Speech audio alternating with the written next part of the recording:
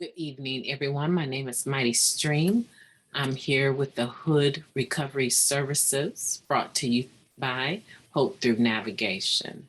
Hood stands for Hope Offered on Demand, and I'm excited to be with you this evening. It's just about midnight, not quite, but I want to make sure that I got the Just for Today meditation done for you tonight because tomorrow is going to be an extremely busy day. If you're from Kalamazoo County, you know that Hope Through Navigation is throwing their 5th annual Youth Connect event, and we will be at the Douglas Community Association starting tomorrow from 3 to 6:30. So bring your children on down and have a good time. So I wanted to get into this just for today. So let me go ahead and open up the screen and let's take a look at it. Okay, so for March 30th, hopefully when you wake up, this will already be posted and you can enjoy it during your early morning meditation and prayer time. It is entitled God-centeredness. Oh, I love it. March has really been a beautiful month of meditations. And I just love that this almost the last one is focusing on God-centeredness for March 30th. Gradually, as we become more God-centered than self-centered, our despair turns to hope. And that's from the basic text, page 95. What a glorious thing to have hope. Before coming to Narcotics Anonymous, many of us lived lives of utter hopelessness. We believed we were destined to die from our disease. Many members speak of being on a pink cloud their first months in the program. We've stopped using, made some friends, and life looks promising. Things are going great. Then reality sets in. Life is still life. We still lose jobs. Our partners still leave us. Friends still die. We still get sick. Abstinence is no guarantee that life will always go our way. When the reality of life on its own terms sets in, we turn to our higher power and remember that life happens the way life happens. But no matter what occurs in our recovery, we need not despair, for there is always hope. That hope lies in our relationship with our higher power. This relationship, as expressed by the thought in our text, develops over time. Gradually, we become more God-centered.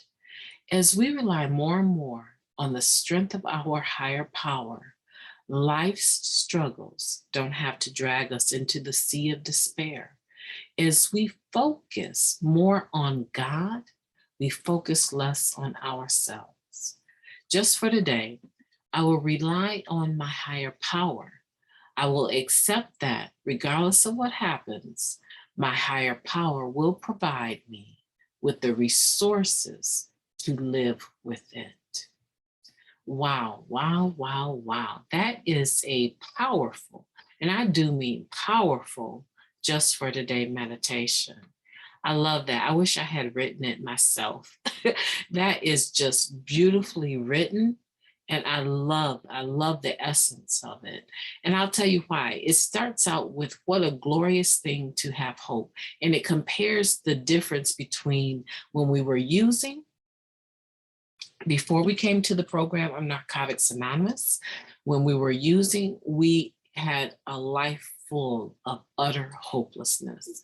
And because we lacked hope, we tended to use more and do things that were kind of leaned into hopelessness, correct?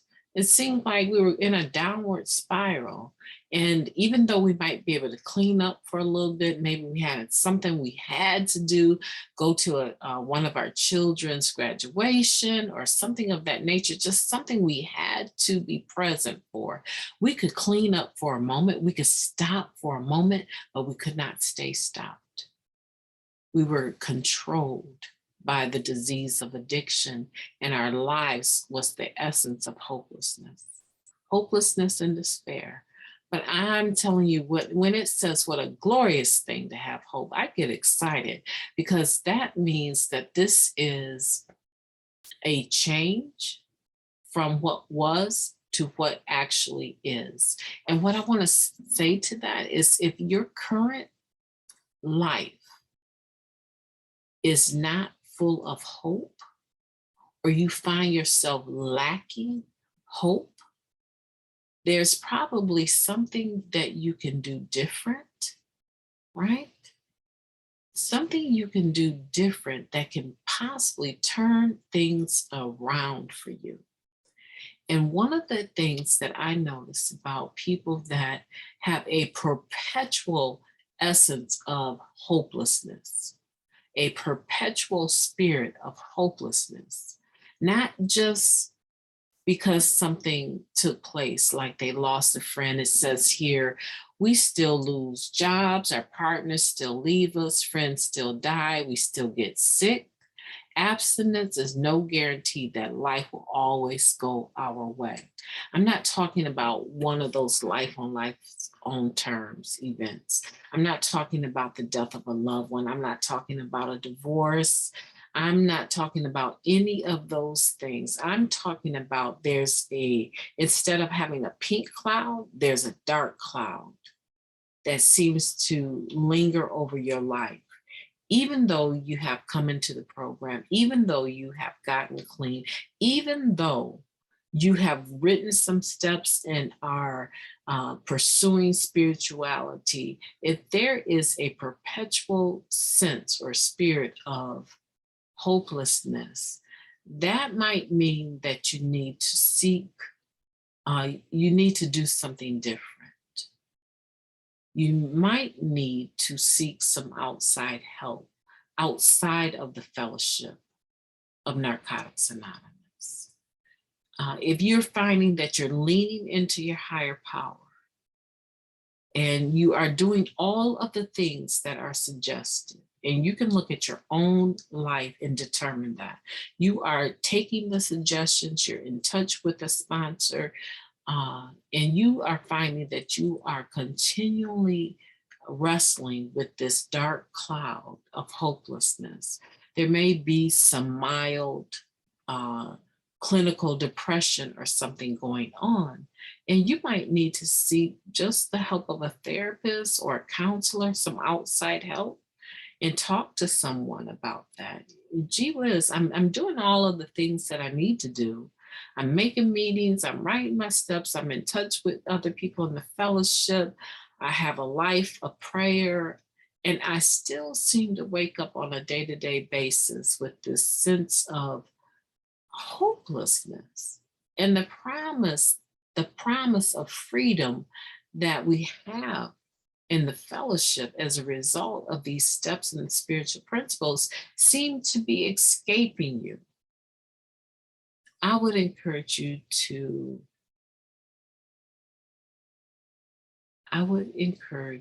seek some outside help. Because even though we have many professionals in the fellowship, they don't come into the program to show their expertise, right? They're not there to be your counselor or your therapist. And so I would just like to encourage you today, if that's you, there's something maybe you can do different.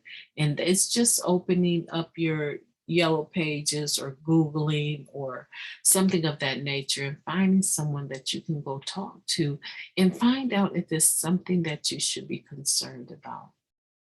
Because technically, when you come into the program and you put down the drug, there's going to be that season of detoxing those things not just the drug, right? Detoxing from the drug, but detoxing people, places, and things.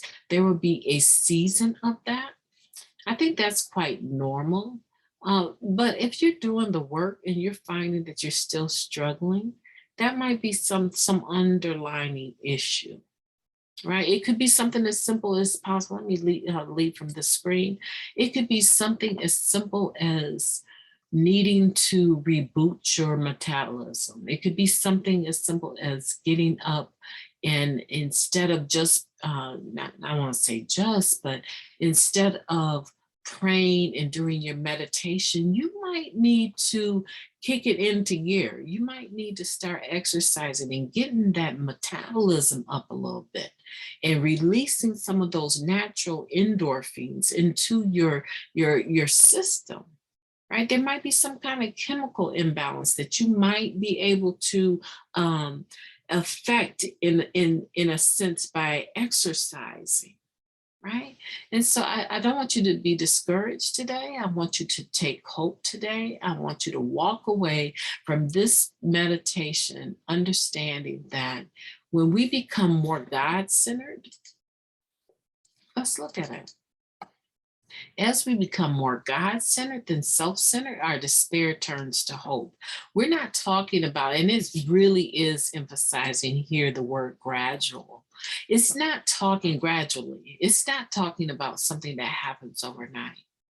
We're talking about something that as you put it into practice, you become more God-centered. Like the reading from the 29th said that our true will, God's will becomes our true will, right? And so it takes practice. And we can have emotional relapses. You know that?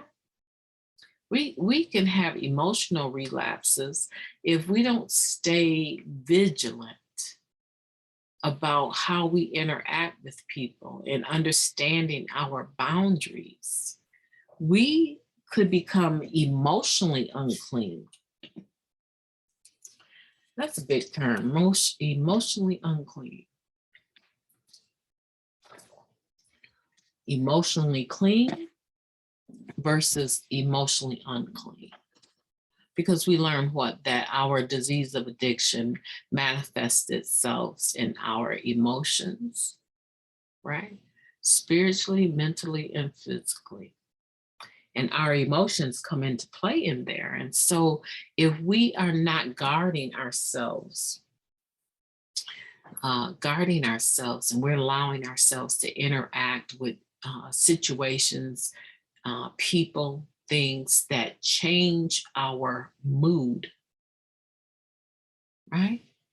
Because what are we doing? We're abstaining from mind and mood altering chemicals. However, what I want to say about this is that if we are not being vigilant about our recovery and protecting it, there's the possibility that we might become emotionally charged in a negative sense. And if our emotions get away from us, we can still have what I would call like a spiritual hangover. We can have a spiritual hangover just from not managing our emotions, right? And so we want to be vigilant about that. We want to protect our newfound freedom. We want to protect our spirituality. We want to protect our God-centeredness. And I am in no way suggesting that we become holier than thou and that we are so spiritual that we are no earthly good to anyone. I am not suggesting that in any kind of way. I am suggesting that we should know ourselves, and to our own selves, to thy own self be true. We need to know who we are, that we are individuals that deal with the disease, the diseasiness of addiction, meaning that we have obsession and compulsion as a part of our core selves. And we can obsess and become compulsive on just about anything. And we're not talking about drugs at this stage, because if we put them down, then that's not what we're talking about. We're talking about our behaviors, and we want to become more cognitive, right? More aware. That's what that means, cognitive. We want to become more aware of our thinking processes. We need to know what our triggers are, right? We need to know that there's certain parts of us that, like muscle memory, right? Certain parts of us remember where we've been and what we've done.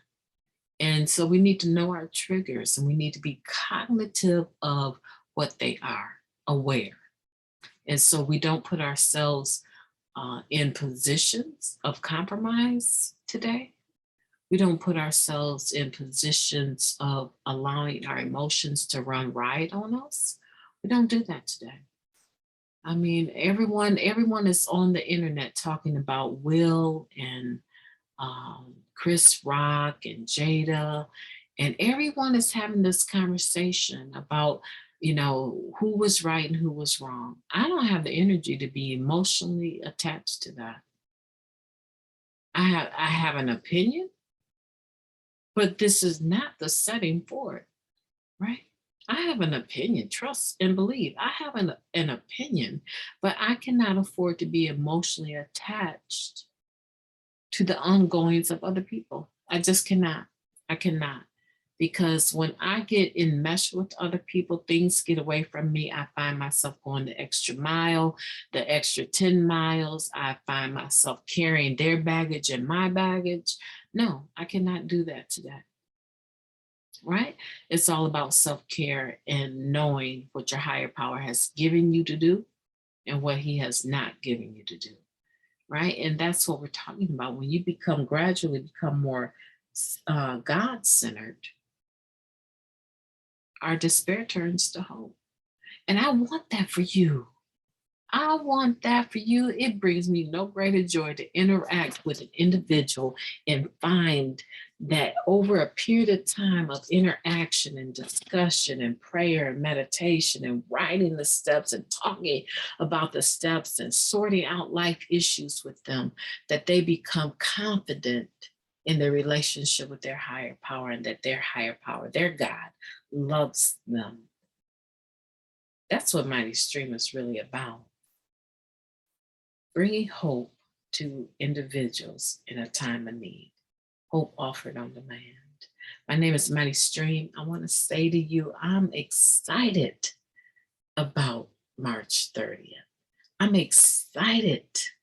I am so excited for all that it has for you and for me.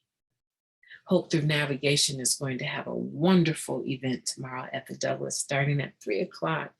And there are going to be so many children and families that are going to be blessed by the hope that we are bringing to them. And the community is partnering like I've never seen before. This is a very exciting time. Hope to see you there. And I hope that you feel encouraged with this Just for Today reading, focusing on your God-centeredness. That's where your hope lies. If no one told you, let me tell you, your hope lies in your relationship with your higher power. Have a beautiful, beautiful day. Talk to you tomorrow.